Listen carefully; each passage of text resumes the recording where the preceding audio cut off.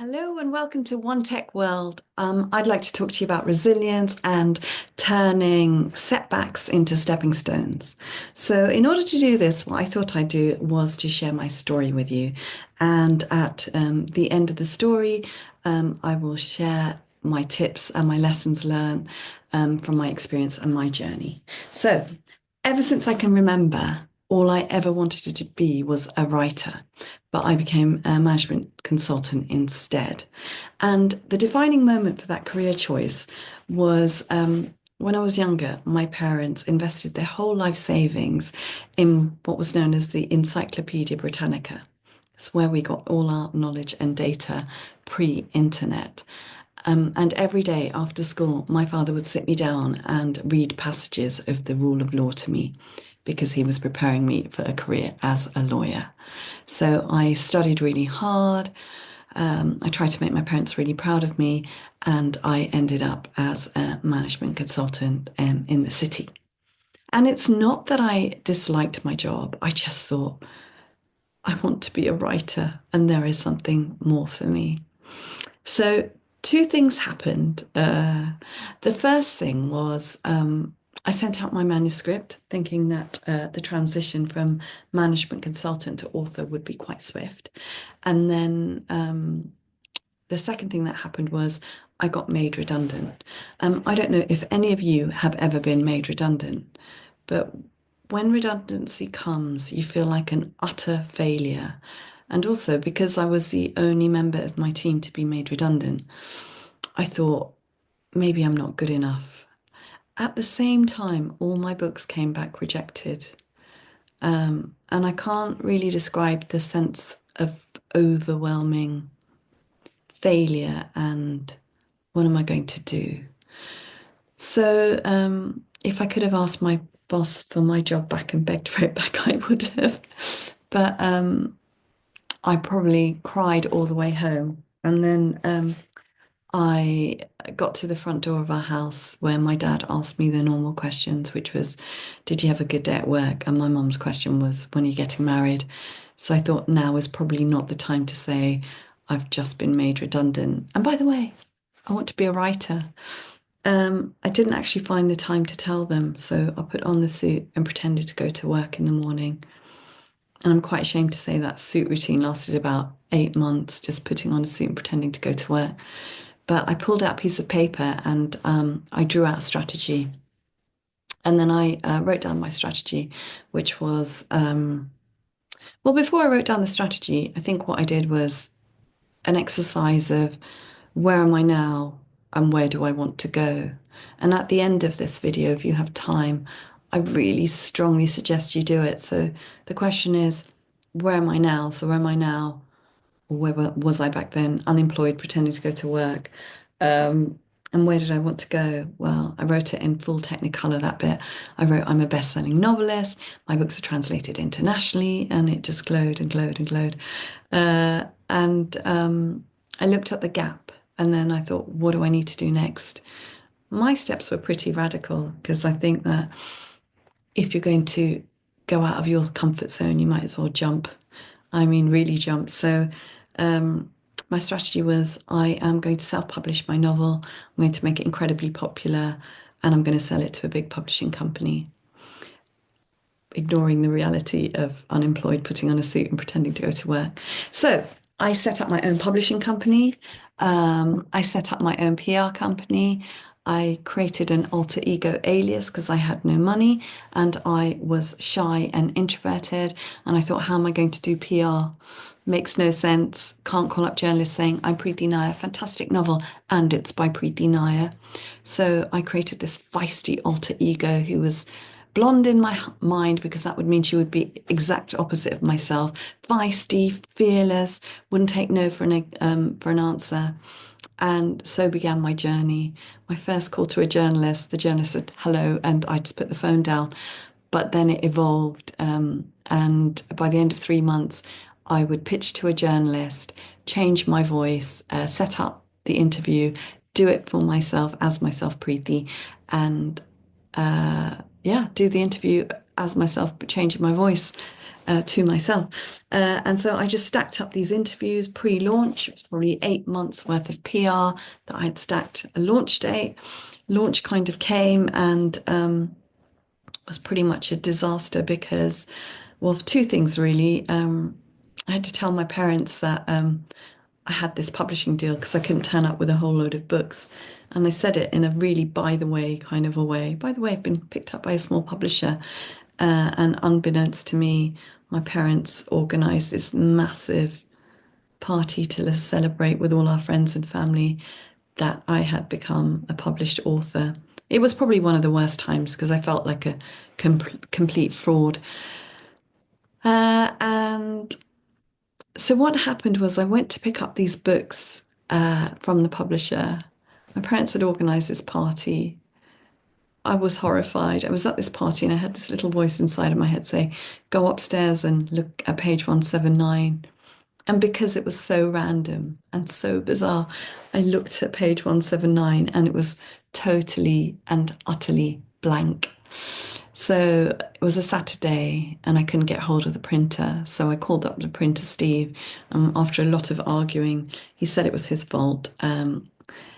But I needed these books because I had spent 8 months being Prue to get all the publicity, and the journalists needed the books by a certain date. They're not bothered about your logistical problems. So I'm telling him all of this, and he just, I can't do it because it takes 6 weeks to print and bind these books. So I said, print me 3,000 pages and courier them to me. And he couriered them to me. And I literally sat in the middle of the night, Pritt sticking these books so I could get them out to journalists, which I did manage to do. I'm not going to bore you with a whole host of problems that comes with running a double life, having a publishing company, a PR company, trying to get your book stocked by bookshops. But to cut a very long story short, my publicist Prue managed to get my novel in to the book charts, and I managed to sign a 3 book deal with HarperCollins. The funny part of that story is my publicist Prue was shortlisted as Publicist of the Year for the phenomenal job she had done on my novel Gypsy Masala. And I looked at the invitation, I thought, oh my God, God forbid I win. I can't thank the various parts of myself who've been an absolute dream to work for with. I didn't end up winning, but the lady who ended up winning became my publicist at HarperCollins. That was part one of the story. There's two parts to the story. Part two is I spent probably 5 years in creative land with this book deal, writing books, and I thought I want to bring creativity into the workplace. I want to do exciting things with creativity, like storytelling and creative visioning and journaling, and marry that with data and show the combination of data and soul and the profound effect that it can have. So I set up my company teaching leaders how to tell great stories, and I still run that company. But after a few years, I found that I had lost my edge, my innovation, my ability to think outside the box. And this was because I found myself in a bit of a comfort zone. And I don't know if this has happened to any of you, but it all looks great on the outside, and on the inside, something is wrong and it's not working. And the gap between the outside and the inside gets so very big that you find that you lose yourself. So, and this was, in all honesty, for a number of reasons that I found myself in this comfort zone. And it was because I'd lost my mum, I had a baby, I got married, and I moved house in a very, very short space of time. And I truly understood what it felt like to have kind of the rug pulled on under my feet, and I just wanted to stay safe. But there's only life just starts outside of that comfort zone, and I found myself there for far too long. So I thought I need to do something that's so scary, that is so big, that will just make me feel so scared but yet alive. So I had written this one woman show, and having never acted before, not even at school, I booked a theatre in the West End. And I trained for 18 months to put on this show, and I played all 18 parts. And it was the most thrilling, exhilarating, scary thing that I have ever done in my life. But it was the thing that provided me with the most growth and the most innovation and creativity. And my director and I kept getting invited back to do this show and got invited back to a bigger theatre and a bigger theatre. And then the producer of The Crown came to see the show and optioned it for television. And I thought, I've no desire to be an actress, but what I want to do is I want to write the novel Unraveling. So I took some time out and I finished my novel Unraveling. And then I handed it into HarperCollins, who offered me a fourth book deal. And I turned that book deal down for various reasons because I wanted the book to remain authentic. I wanted full creative control. And I wanted to go on an adventure again. So I've just self-published Unraveling, and delighted to say that it has been shortlisted as Independent Book of the Year. And no Prue this time. There's just myself. Myself authentically showing up. Um, what would I like to share with you? I have so much to say on failure, on resilience, on setbacks and using them as stepping stones. So I told you that story to illustrate all the different setbacks I've had. So if I can just recap, number one, being made redundant, being rejected by every single publisher, um, not being able to put on my show with actual producers because they said that there was no market for a 50-something-year-old Asian woman.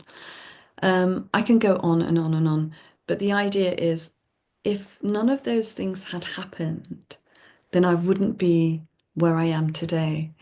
And so, what the first exercise after this video is, what I would encourage you to do is to sit and write down all your failures and all the times you failed and all your setbacks and what happened as a result of those setbacks and failures. And you will see the remarkable things that have come out of them that you previously wouldn't have acknowledged.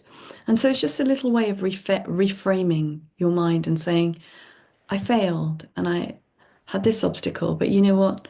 If I hadn't had this obstacle, this wouldn't have happened. So just to put that in a little bit more concrete term, or just to give you a little bit more of a concrete example, when the pages came back, my 3,000 pages came back missing from my first novel, I thought, I just thought that was the end of everything. My life savings have been put into this book, everything.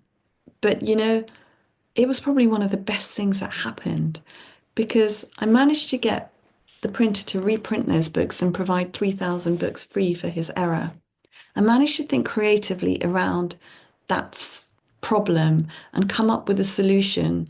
Okay, not very orthodox, but it worked. And I managed to overcome that obstacle. So whenever I have obstacles now, and trust me, there are many, I always try to think, how is this working for me? How is this working for me? And so everything works in my favor. That's what I believe. And so when there's a problem, there's an obstacle, the obstacle or the setback is my stepping stone because I know that it will lead to something greater. So the two exercises that I would love for you to do at the end of my video is one, list all the setbacks and the problems and the failures that you have had, at least five of them. I mean, I could go on and do 20, 40, but just five of them for now. And then look at those obstacles and setbacks and look at what happened as a result and where that propelled you to be, because that will help you reframe things. And the second point is think of your current obstacles and problems and think, how is this working for me? And make a list of all the possible ways that these obstacles could work for you. So in my case, the page is missing. How is it working for me? What could it do? How can I how can I milk this situation, make this better? So I hope I've inspired you in some small way. I wish you the best of luck on your journey. Uh, and all I can say is, nothing happens in our comfort zone. Life happens outside our comfort zone. It doesn't have to be a big monumental step that you take, but take a little step outside. Know that there will be obstacles. That's just to test resolve. But how are you going to turn those obstacles and those setbacks into stepping stones? Thank you for listening.